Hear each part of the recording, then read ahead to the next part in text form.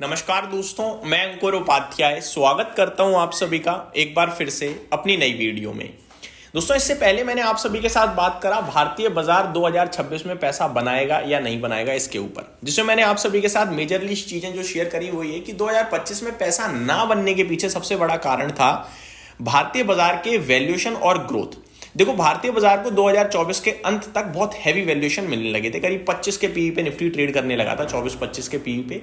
But उसके पीछे reason ये था कि हम लोग 12% 13% की अर्निंग्स दे रहे थे, जो कि उस पीई के लिए परफेक्ट थी। लेकिन 2024 में क्या हुआ, इलेक्शंस की वजह से सरकार ने इन्फ्लेशन कम करा और खर्चा ऑटोमेटिकली थोड़ा सा डाउन हो गया, सप्लाई डिमांड में मिसमैच आने के कारण। और 2025 में हम एक स्लो डाउन टाइप में चले गए और उसमें हमारी अर्निंग्स काफी हेवीली टूट गई और भारतीय बाजार गिरा। लेकिन गिरने के बावजूद भी वो 22 के पीई पे खड़ा है आज भी। निफ्टी वापस लाइफ हाई पे आ चुका है। वैल्यूएशन 22.6 के हैं करंटली निफ्टी के। 22.6 में आपको आपके अंदाजे के लिए बताना चाहूंगा, निफ्टी का सबसे गोल्डन समय होता है खरीदने के लिए 10 का पी, जो मिलता नहीं है, कभी नहीं मिलता। क्रैश में भी नहीं मिलता। 2020 कोविड क्रैश हुआ था तब भी नहीं आया था 10 का पी, लेकिन वो उसे बताया जाता है थ्योरी के हिसाब से। वहां ये मतलब है कि आप 10 रुपए का 1 रुपए जो 10 का पी, यानी कि आप अगर 10 रुपए 1 रुपए की चीज है तो आप उसके लिए 10 रुपए पे कर रहे हो, ठीक है, 10 गुना पे कर रहे हो आप, वो सबसे सस्ता माना जाता है। वहीं अगर आप देखोगे करंटली आप 22 रुपए पे कर रहे हो 1 रुपए की चीज लेने के लिए, जो कि महंगा माना जाता है। लेकिन निफ्टी या फिर भारतीय बाजार के हिसाब से 22 का पी बहुत महंगा नहीं माना जाता है। सिमिलरली 30 का पी ऐसा होता है जो हाईएस्ट पीई माना जाता है। अगर वहां आ जाए तो बेच ही दो, फिर तो बाजार ओवर वैल्यूड हो चुका है बहुत ज्यादा। 30 के पीई या 25 के पीई के ऊपर भारतीय बाजार बहुत कम समय तक टिक सकता है, या कोई भी मार्केट। ज्यादातर समय जो वैल्यूएशन वाइज देखा जाता है वो 18, 20, 22 ये देखा जाता है। लेकिन क्योंकि इंडियन मार्केट बहुत हैवी ग्रोथ वाला है इमर्जिंग मार्केट्स में, इसलिए हमारे बाजार को 25-24 का पीई मिल जाता है। बट अभी हम 22.6 के पीई पे हैं और हमारी अर्निंग्स डबल डिजिट में नहीं है। 8%, 7%, 9% की ग्रोथ चल रही है, इसीलिए हमारा बाजार गिरा। बट अब करंट सिचुएशन में हम 22.6 के पीई पे खड़े हैं, पहली बात। दूसरी बात, अर्निंग्स लौट रही हैं। Q2 में हमने देखा अच्छी अर्निंग्स आई, डबल डिजिट तो नहीं but almost near to double digit earnings थी, ठीक है।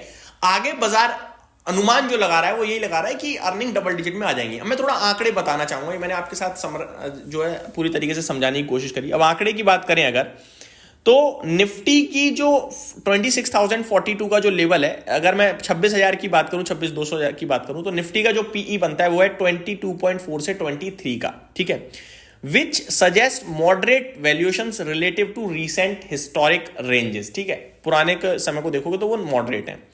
आगे बात करूं, जो इसका 12 महीने का ईपीएस यानी अर्निंग पर शेयर है वो है 1148.5 का, यानी आप 1148 मान लीजिए, इतना अर्निंग पर शेयर है। अब 1148 को अगर आप 22.6 या 23 से करोगे तो निफ्टी का लेवल निकल कर आ जाएगा, ठीक है, ये हम सभी को पता है। अब अगर 22.6 से इंटू करोगे आप ईपीएस को, तो भाव निकल के आ रहा है 26,040 का, ठीक है जी। तो ये आप समझ गए किस हिसाब से मैंने पी बताया आपको। अब अगर मैं बात करूं आप सभी के साथ कि आगे क्या हो सकता है, तो आगे निफ्टी की जो निफ्टी 100 जो है क्वालिटी 30 वो 26.6 पे है। निफ्टी स्मॉल कैप 50 31.9 पे। तो ये वैल्यूएशंस थोड़े से अभी भी हाई हैं, लेकिन अब वैल्यूएशन घटने से ज्यादा बाजार की एक्सपेक्टेशंस ये हैं कि अर्निंग्स बढ़ जाएंगी, जिसकी वजह से वैल्यूएशन सस्ता होगा। फॉर एग्जांपल, अभी मैंने आपको जो ईपीएस बताया वो है 1148 का। अब मैं मान के चलता हूं डबल डिजिट आ जाए, 1148 मैंने आपको बताया डबल डिजिट यानी कि 10% की ग्रोथ आ जाए, तो ये होता है आपका 114। तो अब मैं 114 और प्लस करता हूं इसमें, तो मेरा हो जाएगा 1262 का ईपीएस। फिर मैं एक क्वार्टर और 10% प्लस कर देता हूं, यानी 6 महीने ले लिए मैंने, 126 और ऐड कर दूंगा तो मेरा हो जाएगा 1388। तो 1388 को अब मैं अगर 22 का पी दूं जो करंट है, तो मेरा भाव निफ्टी का 30,500 का हो गया। मैं कह रहा हूं मेरा 22 छोड़ो भैया, मेरे को तो लो पी दे दो, 20 का ही दे दो। 1388 इंटू 20 करूंगा मैं तो भी 27,760 है। इसलिए मेरे को लगता है 2026 में निफ्टी तो ऊपर जाने वाला है। तो आपको सबसे पहले क्या करना है, सबसे पहले आपको निफ्टी ईटीएफ जो आपको क्लियरिटी दे रहा है, विजिबिलिटी दे रहा है, और सेफ्टी दे रहा है, वो ध्यान में रख लो एक तो आप, ठीक है। 2026 में पैसा नहीं टूटेगा निफ्टी ईटीएफ में, इतना मेरे को लग रहा है क्लियरली। दूसरी चीज क्या है? दूसरी चीज स्टॉक स्पेसिफिक है। निफ्टी में जियो फाइनेंशियल इंक्लूड है जो मोर देन 100 के पीई पे ट्रेड करता है।